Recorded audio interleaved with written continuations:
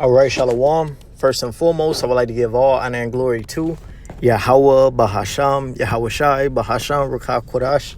Double honors to the elders and the apostles of the great millstone. Salutations to all the Akim, push his word with true sincerity and with charity. As always, on brother Yediah from the Great Millstone Branch here in Chicago, and I'm back with another lesson. Lord willing to be edifying and uplifting. And there's going to be a few words on the reward of patience.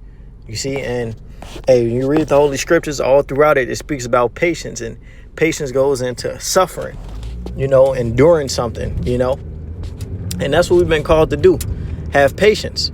But guess what? At the end of waiting, suffering, going through our trials, going through our hardship, we're going to be greatly rewarded. You see, the people of this world, they got their feel good prize. They received their consolation on this side. I believe it's in the book of Ecclesiastes. It tells you about how the good that should be done unto a righteous man is done unto a wicked. And that's a dynamic that you see here in this present evil world, as the scriptures call it. You have the let me see, the wicked compass. Wrong judgment proceedeth. Yep, this Habakkuk 1 and verse. Bear with me. As a matter of fact, this is what we're gonna do right here. Prudence. That's what we're gonna do right here. Bear with me. This Habakkuk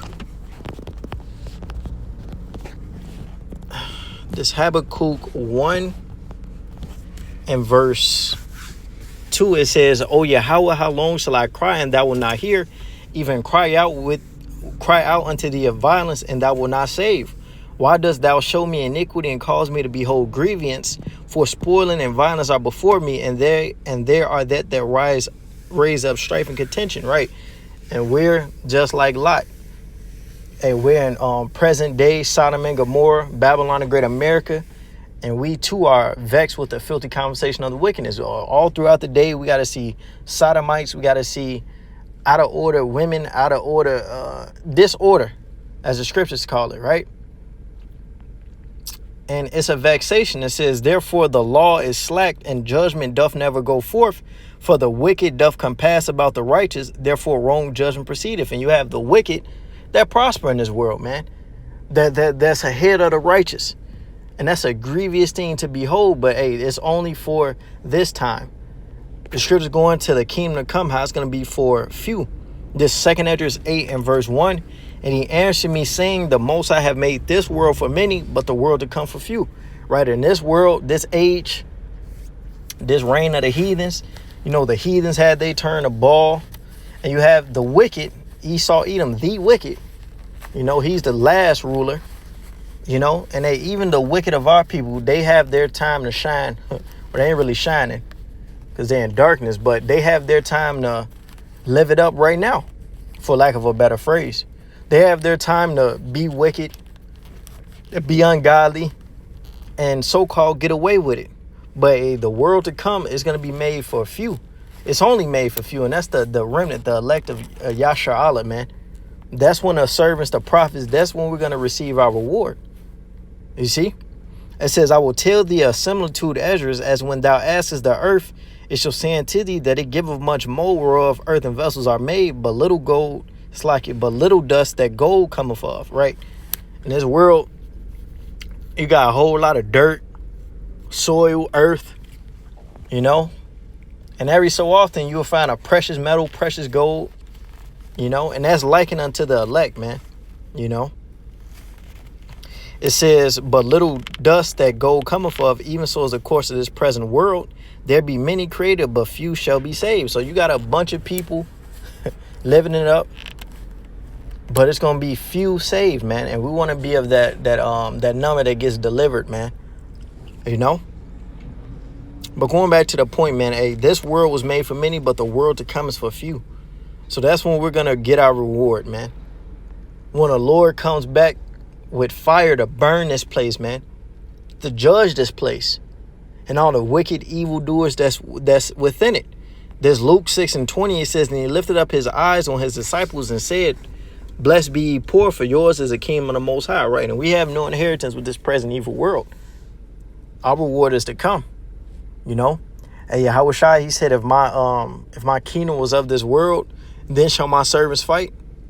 Right? So Yahweh Shai, he didn't have any inheritance with this present evil world. You know? He's going to receive his honor, his glory.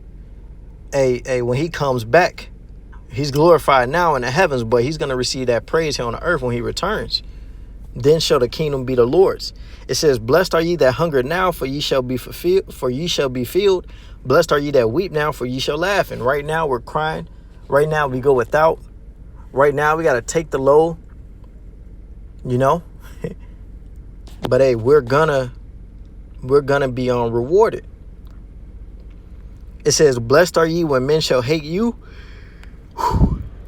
and when they shall separate you from their company, and shall reproach you and cast out your name as evil for the Son of Man's sake. Rejoice ye in that day and leap for joy, for behold, your reward is great in heaven. For in a like manner did their fathers unto the prophets. In this world, it rejects us, but it's perfectly fine with a righteous. It's like it. This world will reject a righteous man, call him evil, but a real evil, wicked, abominable person will get a pass in this world. Will get liberties in this world. Will get preferable treatment in this world. But that's because we're not of this world, man. And we stand out in this world. It says, rejoice ye in that day and leap for joy, for behold, your reward is great in heaven. So our reward is going to come in the kingdom. For in a like manner did their fathers unto the prophets. And the scriptures talk about how the prophets, who speaks about the prophets whom this world was not worthy to receive. All right. So we're following the steps of Yahweh Shai and our ancient forefathers, man. They were rejected of this world. You know? It says, woe unto you when all men shall speak well of you, for so did their fathers to the false prophets.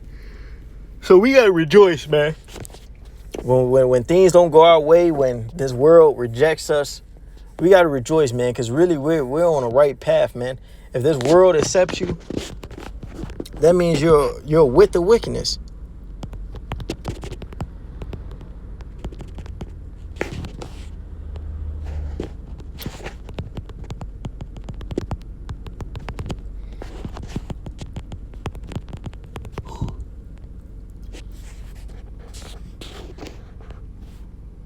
This John 15 and verse 18, it says, if the world hate you, you know that it hated me before it hated you. If you were of the world would love his own. But because ye are not of the world, but I have chosen you out of the world, therefore the world hateth you. So we're set apart. We're chosen, special, elect, precious in the eyes of Yahweh Shai Shai, which means this world is against us, man. Which means this world hate us, as the scripture plainly said. It says, remember the word that I said unto you, the servant is not greater than his Lord. If they have persecuted me, they will also persecute you. If they have kept my sin, they will keep yours also. But all these things they will do unto you for my name's sake, because they know not him that sent me. All right. So the world ultimately, they don't know the Lord, man. And we represent the Lord.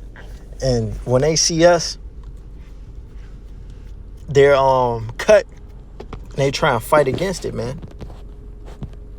But it's cool though, man, because this world is reserved unto fire. Our reward is coming in the kingdom. This Proverbs 27 and 18, it says, whosoever keepeth a fig tree shall eat the fruit thereof. So he that waiteth on his master shall be honored. You see? Now, if you have a fig tree or any type of plant tree or apple tree, orange tree, you know, you tend to it, you water it. You know, you prune it, it's going to yield that peaceable fruit, right? It says, whoso keepeth a fig tree shall eat the fruit thereof. So he that waiteth on his master shall be honored. And hey, as long as we continue to wait on Yahweh Bahasham Yahweh Shai, as the scripture says, it's a good thing for a man to both patiently wait on the salvation of the Lord, right? We're going to be honored. We're going to be rewarded. We're going to be given those crowns. And we're going to receive glory alongside Yahweh Shai, you see? So we got to continue to endure. Lord willing, this was an edifying, uplifting lesson called Halayim La. Yahweh Bahasham, Yahweh Shai, Bahasham, Rakha Kodash.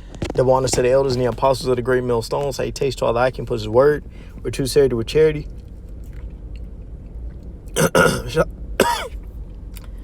Shalom. Salaki. Shalom.